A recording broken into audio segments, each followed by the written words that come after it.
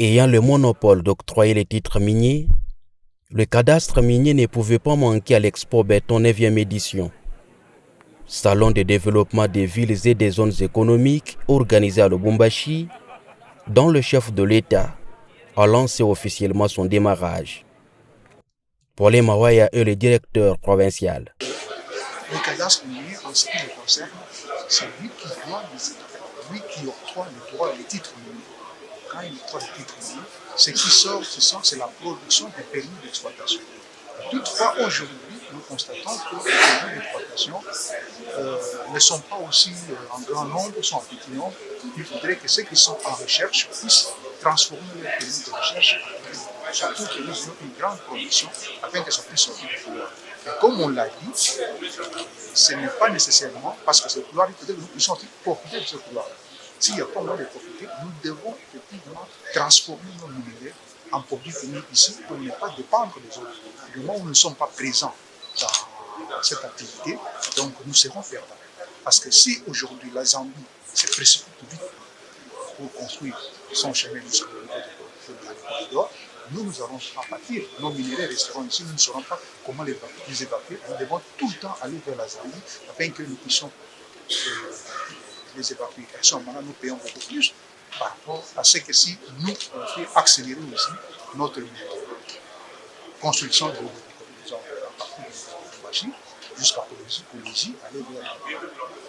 Comme les images illustrent, le cadastre minier a orné son stand non seulement pour montrer l'importance qu'il accorde à ses assises, mais aussi présenter les opportunités de développement, surtout dans les secteurs des mines.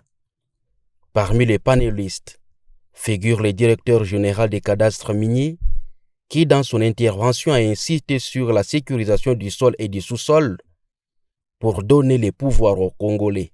Nous devons sécuriser ce sol. Vous dites la revanche du sol sur le sous-sol, mais ce sol, quelqu'un peut venir et commencer à prendre de grands terrains, sous-sol ou sol. Et il y a toujours ensuite une difficulté. On crée un corridor. Qui dit corridor, c'est un couloir. Donc il faudrait déjà que nous voyions dans ce couloir dans lequel nous aurons toutes ces activités, s'il n'y a pas des ressources importantes en dessous de la terre. Il ne faut pas oublier que les provinces aujourd'hui reçoivent directement 25% de la redevance minière. Les entités décentralisées, 15%. Les communautés impactées ont 3% du chiffre d'affaires. Rien n'empêche à toutes ces structures de créer des structures minières ou commerciales et venir demander des carrés miniers. Ce serait beaucoup plus approprié parce qu'à ce moment-là, ce sont les Congolais qui vont discuter directement avec les partenaires qui vont venir. Actuellement, le partenaire, il vient, il n'a pas besoin de discuter avec ce soit si c'est lui ou il prend. Mais si ces carrés miniers sont dans les mains des Congolais, des provinces, des entités décentralisées, des royaumes, tout ça, c'est beaucoup plus facile pour eux de discuter. Cette 9e édition spéciale Expo Béton RDC a une particularité, celle qui permet aux participants venus de partout à présenter les opportunités de développement des secteurs clés, tels que mines, infrastructures, énergie, habitat, commerce, logistique, emploi agro-industriel et autres.